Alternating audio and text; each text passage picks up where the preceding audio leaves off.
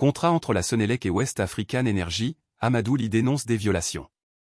Amadou Ly, PDG d'Akilesa, a soulevé des préoccupations majeures concernant le contrat signé entre la Société nationale d'électricité, Senelec, et West African Energy, WAE. Il affirme que ce contrat n'a pas respecté les normes légales en vigueur, remettant en question sa validité et ses impacts. Principaux manquements identifiés. Absence de licence de production et de distribution. Le contrat, signé le 11 juin 2020 pour la construction d'une centrale électrique à gaz de 300 MW, a été établi sans que WAE dispose d'une licence de production et de distribution d'énergie. Cette licence, indispensable pour de tels contrats, n'a été demandée qu'en septembre 2021, bien après la signature. Absence d'appel d'offres. Amadou Ly critique l'absence d'un appel d'offres, une procédure essentielle pour assurer la transparence et la concurrence dans l'attribution des contrats publics. Cette omission constitue une violation des exigences légales. Augmentation des coûts de l'électricité.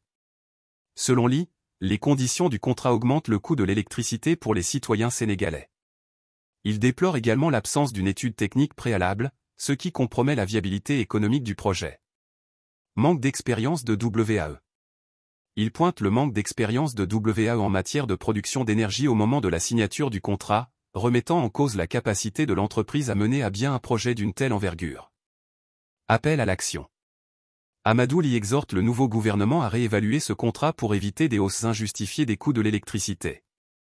Il a engagé des poursuites judiciaires contre la Senelec, demandant l'annulation pure et simple du contrat, qu'il considère comme nul et non avenu.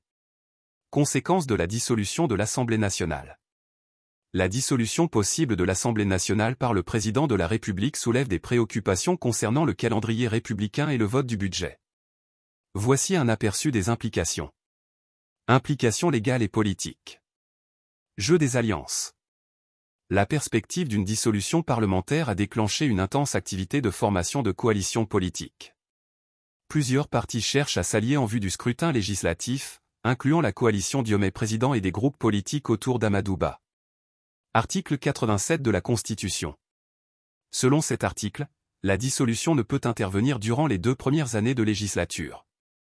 La législature actuelle ayant débuté le 12 septembre 2022, la dissolution ne pourrait être prononcée qu'à partir du 13 septembre 2024. Divergence des délais. La Constitution stipule un délai de 60 à 90 jours pour tenir les élections en cas de dissolution, mais le Code électoral prévoit un délai de 150 jours pour le processus de parrainage des candidatures. Cette contradiction pose un défi logistique et légal. Vote du budget. La dissolution avant le vote du budget pourrait empêcher l'adoption des lois de finances. Le président pourrait être contraint de gouverner par décret si l'Assemblée nationale ne vote pas le budget dans les 60 jours, conformément à la loi 2020-07 du 26 février 2020 relative aux lois de finances. Conclusion. La dissolution éventuelle de l'Assemblée nationale avant le vote du budget pourrait perturber gravement le processus législatif et budgétaire, nécessitant une gestion prudente et des ajustements pour assurer la continuité gouvernementale et la stabilité politique au Sénégal.